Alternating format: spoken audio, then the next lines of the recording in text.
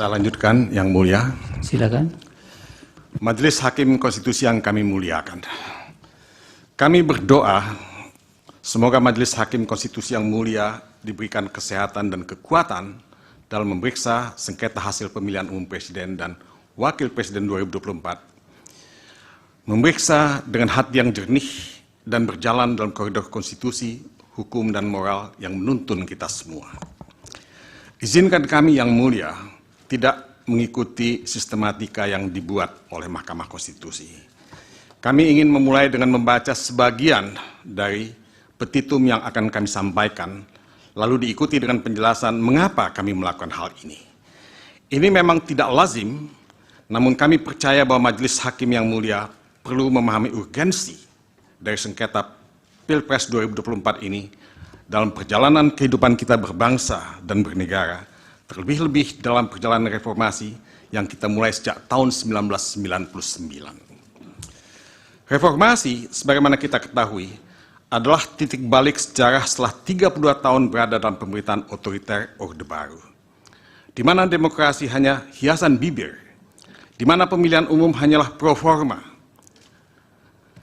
di mana kecurangan pemilihan umum sudah menjadi norma, dan di mana hak berdemokrasi dipenggal oleh kebijakan otoritarian yang dikendalikan oleh pemerintahan militer, di mana masyarakat sipil hanya menjadi pelengkap penderita. Reformasi adalah masa depan Indonesia. Masa depan demokrasi, supremasi hukum, hak asasi manusia, pluralisme, dan kesejahteraan. Inilah tujuan akhir reformasi. Sayangnya, bukannya kita semakin melangkah maju mencapai tujuan reformasi, tetapi kita tergagap-gagap dan melangkah mundur jauh ke belakang.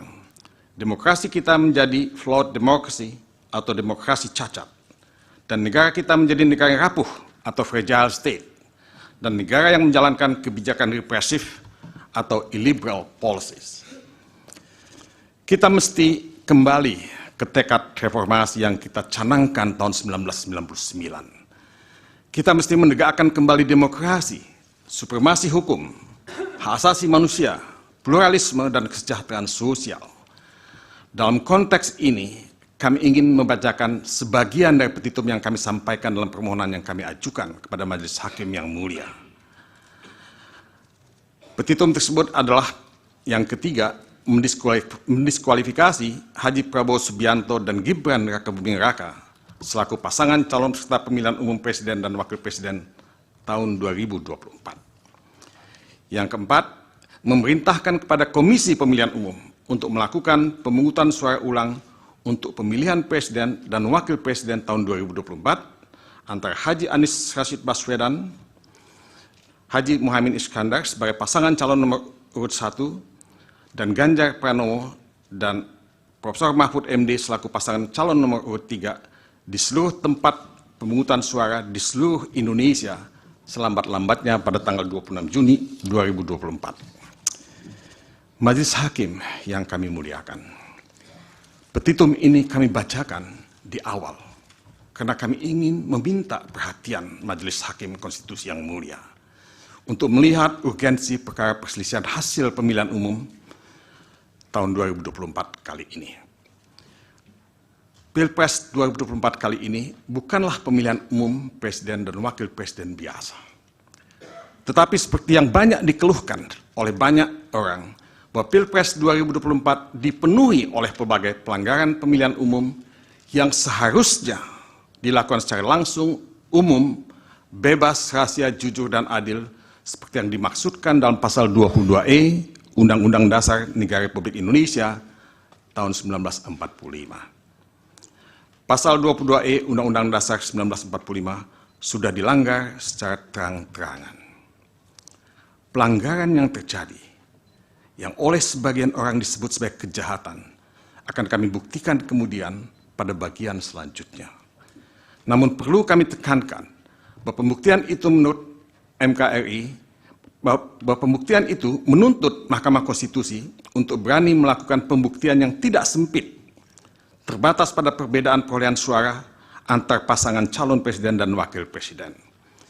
Pembuktian harus dilakukan secara menyeluruh, mencakup pelanggaran atau kejahatan yang terjadi pada pra-pencoblosan, pencoblosan, dan pasca pencoblosan. Dalam perkara PHPU, Presiden dan Wakil Presiden selama ini, MKRI hanya menyentuh persoalan perolehan suara dan perbedaan perolehan suara. Mahkamah Konstitusi tidak melihat keseluruhan integritas pemilihan umum, di mana proses pada tahap pra-pencoblosan, pencoblosan, dan pasca pencoblosan itu menjadi bagian yang tidak terpisahkan. Desain konstitusional kewenangan Mahkamah Konstitusi dalam menyelesaikan persoalan PHPU, termasuk pemilihan umum presiden dan wakil presiden, adalah desain yang luas dan menyeluruh, dalam artian memeriksa semua pelanggaran yang terjadi pada semua tahapan. Makna pasal 24C ayat 1 Undang-Undang Dasar 1945 jelas mengamanatkan Mahkamah Konstitusi untuk menyelesaikan PHPU itu dengan melihat semua pelanggaran dalam semua tahapan.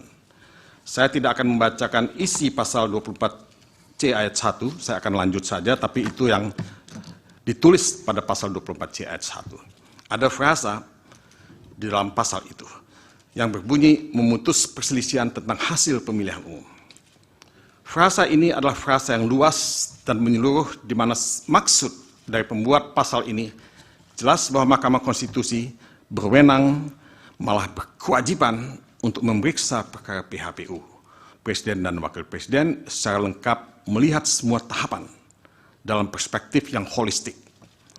Inilah desain konstitusional yang bisa kita simpulkan hanya dengan membaca bunyi pasal itu. Kita tidak membutuhkan tafsir lain, karena tafsirnya sangat jelas, malah tidak memerlukan penafsiran sama sekali. Kami memohon Mahkamah Konstitusi untuk keluar dari praktek penyelesaian sengketa PHPU, Presiden dan Wakil Presiden yang sempit, yang hanya memeriksa perolehan dan perbedaan suara para calon presiden dan wakil presiden. Peraturan perundangan di bawah Undang-Undang Dasar 1945 tidak bisa meredusir kewenangan Mahkamah Konstitusi dalam menyelesaikan sengketa PHPU Presiden dan Wakil Presiden menjadi hanya sebatas perolehan dan perbedaan perolehan suara yang mereka dapatkan pada saat pencoblosan. Kalau Mahkamah Konstitusi tetap memeriksa persoalan sengketa PHPU Presiden dan Wakil Presiden sebatas perolehan dan perbedaan suara semata, maka Mahkamah Konstitusi dapat dikatakan telah melanggar pasal 24C ayat 1 Undang-Undang Dasar 1945. Mahkamah Konstitusi tidak saja memilih berada dalam zona nyaman karena tidak menggunakan kewenangannya, tapi sekaligus Mahkamah Konstitusi ikut melanggar pelaksanaan asas pemilihan umum yang langsung, umum, bebas, rahasia, jujur, dan adil. Jadi Majelis Hakim Mahkamah Konstitusi yang mulia memiliki beban sebagai the guardian of the constitutions untuk menjaga terselenggaranya pemilihan umum yang berintegritas, dalam artian langsung, umum, bebas, rahasia, jujur, dan adil.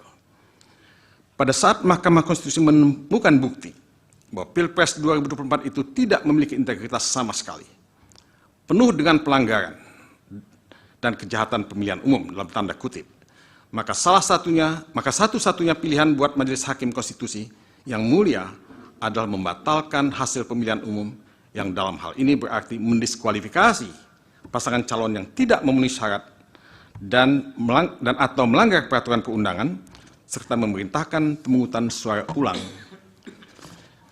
Inilah putusan konstitusional, putusan yang sesuai dengan hukum dan keadilan. Majelis Hakim yang kami muliakan, Mahkamah Konstitusi lahir sebagai anak kandung reformasi yang dimaksudkan untuk menjaga konstitusi. Karena itu dia disebut sebagai the guardian of the constitution. Dan untuk mencegah terulangnya pelanggaran konstitusi yang dilakukan pada zaman pemerintahan Orde Baru. Mahkamah Konstitusi karenanya memiliki tempat dan peran sangat strategis dalam kehidupan berbangsa dan bernegara.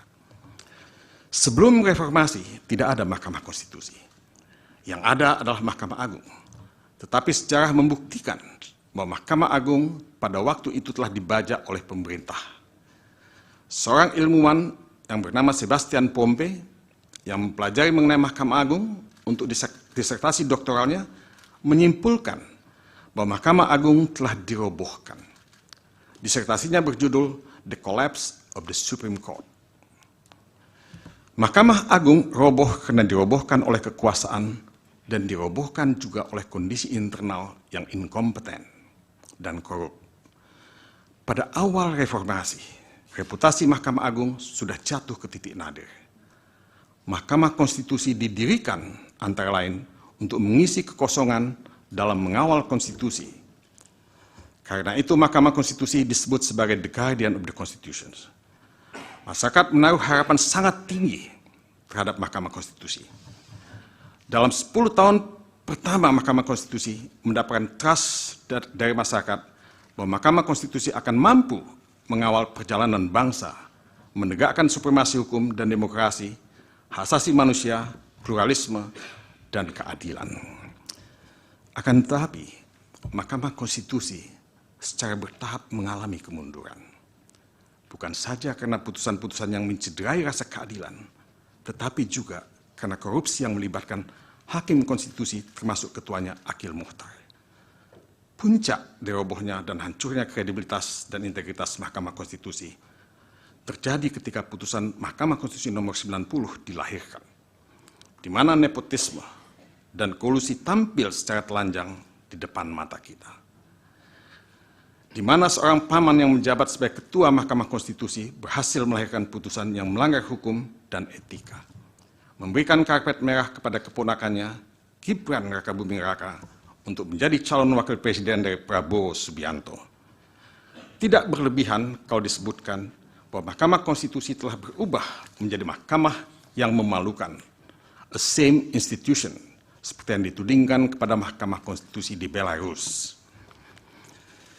Majelis Hakim yang kami muliakan, membaca putusan Majelis Kehormatan Mahkamah Konstitusi, selanjutnya disebut MKMK, nomor 02 tahun 2023, yang menyatakan bahwa semua hakim konstitusi terbukti melanggar etika, jelas sangat membuat semua kita sedih dan marah.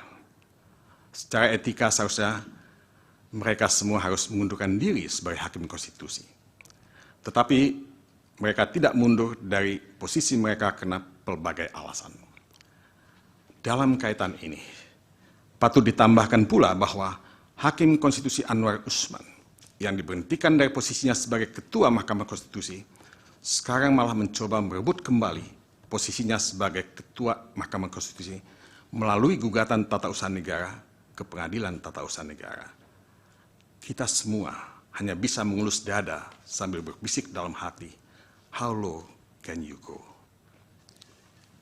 Bisa dipahami kalau Mahkamah Konstitusi terjebak dalam situasi yang sulit, karena menjadi bagian dari kekuasaan politik, menjadi alat politik. Mahkamah Konstitusi berada dalam situasi yang sangat sulit, karena hancurnya reputasi dan kepercayaan publik, karena demoralisasi yang melanda hati nurani mereka. Keadaan ini membuat mereka malu dan terhina sebagai bengawan hukum yang seharusnya dilihat sebagai the guardian of the Constitution. Mereka terjebak dalam satu situasi di mana Mahkamah Konstitusi mengalami intervensi politik, mengalami politicization of judiciary, bukan judicialization of politics, seperti yang dikatakan oleh Ramhirsi. Tugas Mahkamah Konstitusi sekarang adalah berebut kembali wibawa dan harga dirinya setelah dihancurkan oleh kekuasaan dan oleh demoralisasi dalam tubuh para hakim konstitusi. Mahkamah Konstitusi mesti bangkit, mesti melawan, mesti kembali memanggul konstitusi, sebagaimana yang diamanatkan oleh Undang-Undang Dasar 1945 dan Undang-Undang Nomor 24 Tahun 2003 tentang Mahkamah Konstitusi, sebagaimana terakhir kali diubah melalui Undang-Undang Nomor 7 Tahun 2020. Sekaranglah waktu untuk Mahkamah Konstitusi merebut kembali wibawa dan harga dirinya yang sama, yang sirna. Sekaranglah waktu Mahkamah Konstitusi menunjukkan kepada rakyat bahwa Mahkamah Konstitusi berhasil merebut kembali peran dan reputasinya sebagai Mahkamah Konstitusi yang sesungguhnya, a truly constitutional court. Bukan mahkamah keluarga, bukan mahkamah kalkulator, bukan perpanjangan tangan kekuasaan, dan bukan a same institution. Majelis Hakim yang kami muliakan, Rakyat negeri ini adalah rakyat yang mendambakan negara hukum dan demokrasi. Pancasila dan pembukaan Undang-Undang Dasar 1945 berikut batang tubuhnya menjadi dokumen bersejarah bahwa bangsa ini didirikan dengan tujuan memiliki supremasi hukum dengan semangat equality dan non-discriminatory. Kami percaya bahwa rakyat mendambakan Mahkamah Konstitusi yang menjaga konstitusi dan berani membuat putusan yang responsif terhadap suara-suara rakyat yang digelorakan maupun yang diucapkan di dalam bisikan. Dalam kaitannya dengan petitum yang tadi kami ucapkan lebih awal, maka Mahkamah Konstitusi harus berani membuat putusan mendiskualifikasi Prabowo Subianto dan Gibran Rakabuming Raka sebagai pasangan calon presiden dan wakil presiden peserta pemilihan umum presiden dan wakil presiden tahun 2024 dengan nomor urut 2. Karena pelanggaran hukum dan etika dalam proses pendaftaran yang dilakukan melalui putusan MK nomor 90 dan penerimaan serta penetapan pasangan calon nomor urut 2 oleh termohon ketika peraturan Komisi Pemilihan Umum nomor 19 tahun 2003 tentang pencalonan peserta pemilihan umum presiden dan wakil presiden masih belum diubah sama sekali. Di sini telah terjadi manipulasi hukum yang dilakukan baik oleh Mahkamah Konstitusi maupun termohon yang tanpa memperhatikan peraturan perundangan secara serta-merta memperlakukan putusan Mahkamah Konstitusi nomor 90 secara sewenang-wenang atau arbitrary. Mari kita baca pemikiran dari advokat Yusril Issa Mahendra. Dua hakim yang setuju dengan alasan berbeda atau concurring opinion jika diteliti lagi, maka jawabannya adalah menolak atau dissenting opinion.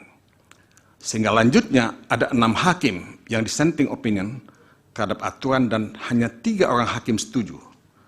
Di sini saya bilang terjadi penyeludupan hukum. Ini diucapkan oleh advokat Yusril Issa Mahendra. Meskipun analisis dari advokat Yusril Issa Mahendra berbeda dengan analisis pemohon di dalam permohonan ini, di mana pemohon dalam pokok perkara akan menjelaskan bahwa putusan Mahkamah Konstitusi nomor 90 merupakan plurality decision. Karena suara mayoritas hakim terbelah dan karenanya perluasan makna pasal 169 huruf Q Undang-Undang nomor 7 tahun 2017 tentang pemilihan umum sebagaimana diubah melalui peraturan pemerintah pengganti Undang-Undang nomor 1 tahun 2022 harus dilihat pada lingkup yang paling sempit, yaitu sepanjang syarat usia 40 tahun atau berpengalaman sebagai gubernur. Namun kami menyetujui apa yang dikatakan oleh advokat Yusril Issa Mahendra, bahwa terdapat penyeludupan hukum yang secara terang-terangan dilakukan di muka publik tanpa rasa malu. Lebih jauh, putusan Mahkamah Konstitusi nomor 90 telah secara nyata disebut sebagai putusan yang dibuat oleh Hakim MK RI yang melakukan pelanggaran berat prinsip ketidakberpihakan dan telah mencoreng reputasi Mahkamah Konstitusi. Putusan MK nomor 02 MK L/11/2023 menyatakan bahwa berkenaan dengan pelanggaran kode etik dan perilaku hakim yang telah terbukti dilakukan oleh hakim terlapor, Majelis Kehormatan menilai bahwa perbuatan yang dilakukannya adalah penyimpangan yang melenceng jauh dari koridor lurus yang ditetapkan oleh Sabta Karsa Utama sebagai rambu-rambunya. Perbuatan yang ikut serta mengadili dan memutus perkara dengan potensi benturan kepentingan dan kemudian putusan dimaksud memberi keuntungan kepada kerabatnya merupakan pelanggaran berat prinsip ketidakberpihakan. Perilakunya pun telah mencoreng reputasi Mahkamah Konstitusi yang digadang-gadang memiliki citra sebagai institusi. Imbasnya, pelanggaran yang dilakukan hakim terlapor pun membuat pudar kepercayaan publik kepada MK. Padahal dalam waktu dekat MK dihadapkan oleh persoalan maha dahsyat untuk menyelesaikan persoalan perselisihan hasil pemilihan umum yang syarat dengan kepentingan politik. Termohon sebagai penyelenggara pemilu memperburuk pelanggaran hukum yang terjadi ketika menerima dan menetapkan pasangan calon nomor urut 2. Padahal PKPU nomor 19 belum sama sekali diubah. Rezim PKPU nomor 19 tahun 2023 masih mensyaratkan usia 40 tahun untuk dipenuhi oleh calon presiden dan wakil presiden.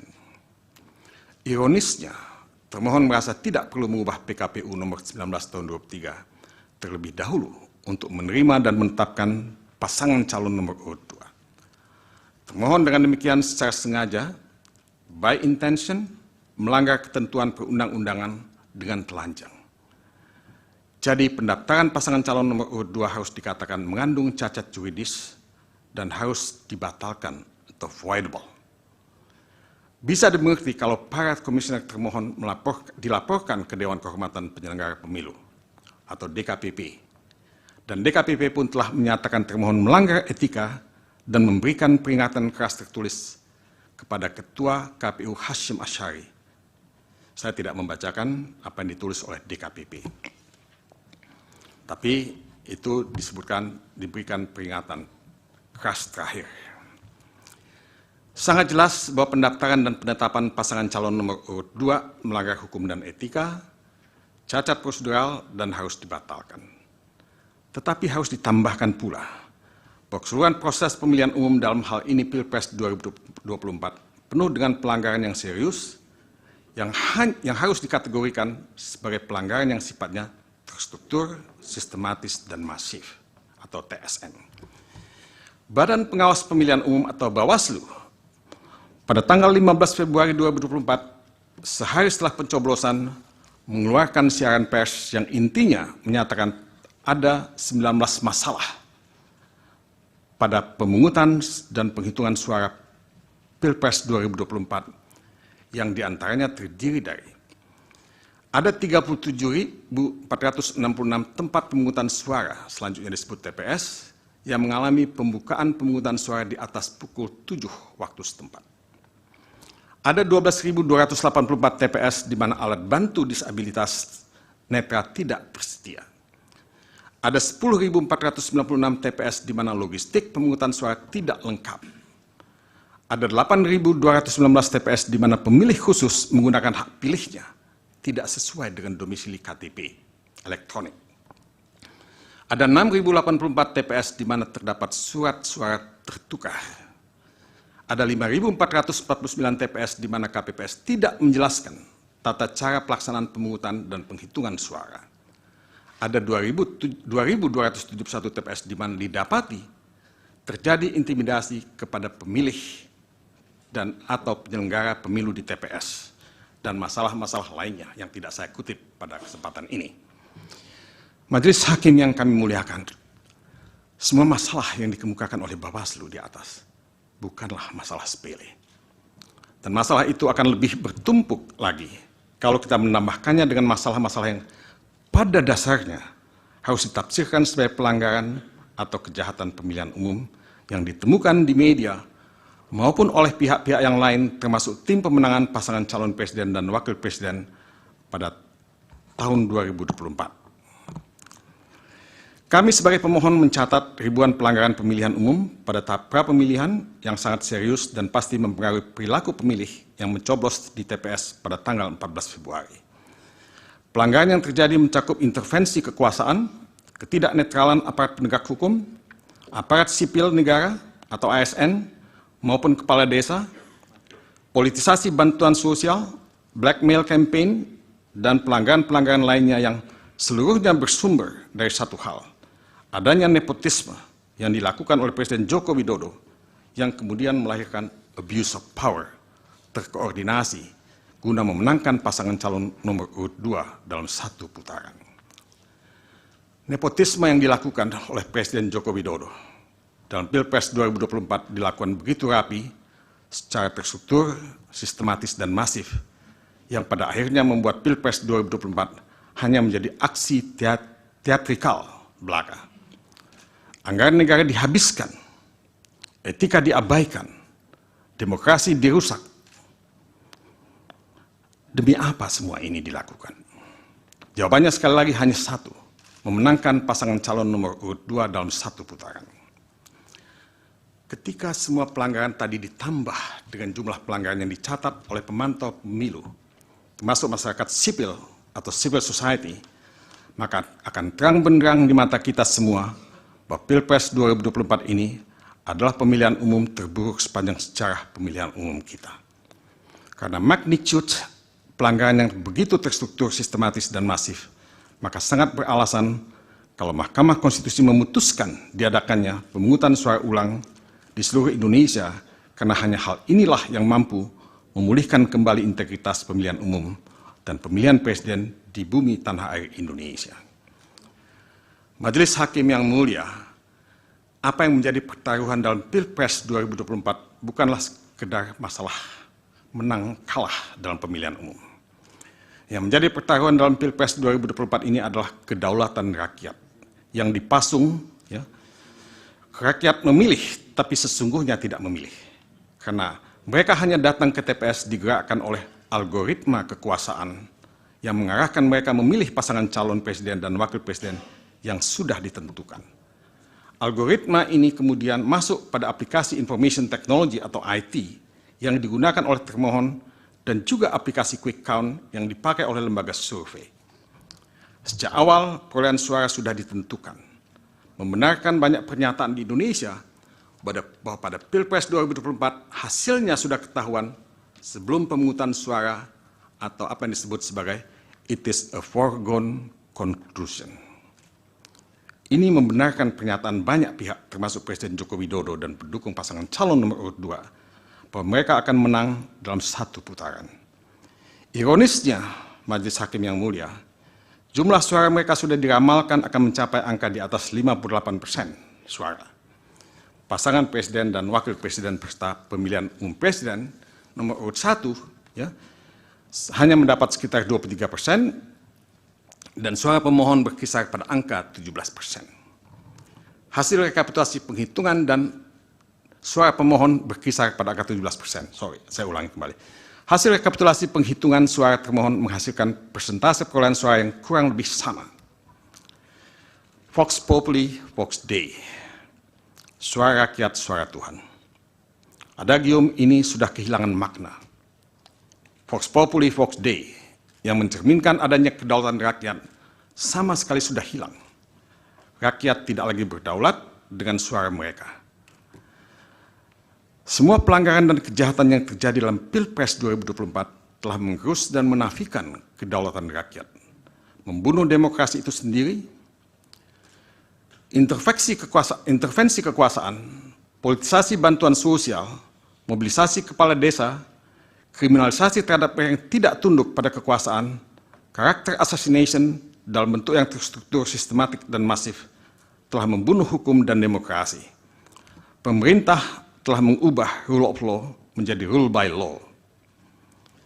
Memang hukum itu dipersiapkan dengan seksama untuk membenarkan semua tindakan penguasa membeli dan mendapatkan suara rakyat, sehingga semua pengangkatan penjabat, pemberian bantuan sosial, kriminalisasi by design, hukum digunakan untuk memuluskan pemenangan Pilpres 2024 dalam satu putaran. Di negara-negara otoritarian, penyalahgunaan hukum dan lembaga hukum itu menjadi sesuatu yang niscaya. Dan kita harus mengakui bahwa pemerintah kita memang berdasar pada rule by law. Majelis Hakim yang kami muliakan, secara perlahan tapi pasti demokrasi sedang dibunuh. Dibunuh secara elektoral, dibunuh secara legal. Buku How Democracy Dies, tulisan Stephen Levitsky dan Daniel Ziblatt menarik untuk dikutip. Ya, saya ingin mengutip beberapa bagian dari buku itu. Sebetulnya bahasa Inggrisnya lebih pas ketimbang terjemahannya. Ya. Democracies may die at the hands not of generals but of elected leaders, president or prime ministers who suffered the very process that brought them to power. Some of these leaders dismantled democracy quickly, as Hitler did in the wake of the 1933 Reichstag fire in Germany. More often though, democracies erode slowly in barely visible steps. Saya tidak begitu happy dengan penerjemahannya, tapi saya baca saja. Demokrasi bisa mati bukan di tangan jenderal, melainkan di tangan pemimpin terpilih, apakah itu presiden atau perdana menteri yang membajak proses yang membawa mereka ke kekuasaan. Beberapa pemimpin demikian membubarkan demokrasi dengan cepat, seperti Hitler sesudah kebakaran Reichstag 1933 di Jerman. Tapi yang lebih sering adalah demokrasi tergerus pelan-pelan dalam langkah-langkah yang nyaris tidak kasat mata. Pada bagian lain dari buku tersebut, di atas ditulis seperti ini. Most countries hold regular election. Democracy still die, but with different means. Since the end of the Cold War, most democratic breakdowns have been caused not by generals and soldiers, but by elected governments themselves. Like Chavez in Venezuela, elected leaders have subverted democratic institutions in Georgia, Hungary, Nicaragua, Peru, the Philippines, Poland, Russia, Sri Lanka, Turkey, and Ukraine. Democratic backsliding today begins at the ballot box. Ini juga menarik terjemahannya, tapi ya, sebagian besar negara mengadakan pemilu secara teratur. Demokrasi masih bertumbangan, tapi dengan cara yang berbeda. Sejak akhir Perang Dingin, sebagian besar kehancuran demokrasi bukan disebabkan oleh jenderal dan serdadu, melainkan pemerintah hasil pemilu. Seperti Chavez di Venezuela, para pemimpin terpilih telah membajak lembaga-lembaga demokrasi di Georgia, Hungary, Nicaragua, Peru, Filipina, Polandia, Rusia, Sri Lanka, Turki, dan Ukraina. Kemunduran demokrasi hari ini dimulai di kotak suara. Saya ingin mengutip satu lagi. Kutipan di bawah ini menyimpulkan apa yang terjadi yang sebetulnya juga terjadi di negeri kita tercinta ini. Many governments' efforts to subvert democracy are legal, in the sense that they are approved by the legislators or accepted by the courts. They may even be portrayed as efforts to improve democracy, making judiciary more efficient, combating corruption, or cleaning up the electoral process. Newspapers still publish, but are bought off or bullied into the self-censorship. Citizens continue to criticize the governments, but often find themselves facing tax or other legal troubles. They show public confusion. People do not immediately realize what is happening. Many continue to believe they are living under a democracy. Artinya, banyak upaya pemerintah membajak demokrasi itu legal, dalam arti disetujui lembaga legislatif atau diterima lembaga yudikatif. Boleh jadi upaya-upaya itu bahkan digambarkan sebagai upaya memperbaiki demokrasi, membuat pengadilan lebih efisien, memerangi korupsi, dan membersihkan proses pemilu. Koran-koran masih terbit, tapi sudah dibeli atau ditekan sehingga menyensor diri. Rakyat terus mengkritik pemerintah, tapi lantas menghadapi masalah pajak atau hukum lainnya. Timbul kebingungan publik. Orang tidak langsung menyadari apa yang terjadi. Banyak yang percaya bahwa mereka masih hidup dalam demokrasi. Majelis Hakim yang mulia, apakah demokrasi kita sudah mati? Demokrasi kita masih belum mati. Tapi demokrasi kita bisa mati kalau kita tidak berbuat sesuatu untuk menyelamatkan demokrasi. Mahkamah Konstitusi memanggul beban di pundaknya untuk menyelamatkan demokrasi. Dan perkara sengketa Pilpres 2024 ini adalah pintu masuk untuk Mahkamah Konstitusi membantu menyelamatkan demokrasi.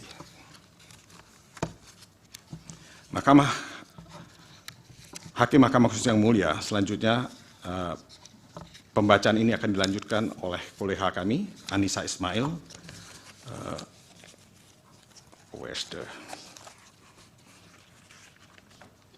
Mohon maaf yang mulia, saya lihat sebentar. Kok tidak ada ya? Oh ini. Mohon maaf yang mulia. Anissa Ismail adalah advokat muda yang mendapatkan gelar Master of Arts dari Faculty of Law University of Cambridge di Inggris dan juga dari University of Utrecht di Belanda dengan predikat summa cum laude. Kami sengaja menampilkan anak muda karena anak muda adalah masa depan bangsa ini. Kemudian juga seharusnya ada advokat Damian Agatha Juvens, seorang mahasiswa terbaik dari Fakultas Hukum Universitas Indonesia dan mendapatkan Master of Law dari Melbourne University. Dan kemudian juga Ragado Yosudiningrat, ya, yang mendapatkan gelar doktoral di Universitas Trisakti dan juga sekolah di Erasmus, ya, di negeri Belanda. Ya. Nah, Tapi karena Majelis Hakim memberikan hanya kesempatan kepada satu pembaca lagi, kami persilahkan Saudara Anissa Ismail. Masih bisa 2. 2 lagi. Ya, tapi ya karena kalau 2, yang 1 nggak ikut membaca, saya silakan hanya 1 yang mulia. Dipersilakan. Yang 2 mungkin akan mendampingi di sebelahnya. Silakan. Terima kasih yang mulia. Silakan Anissa. Izin yang mulia.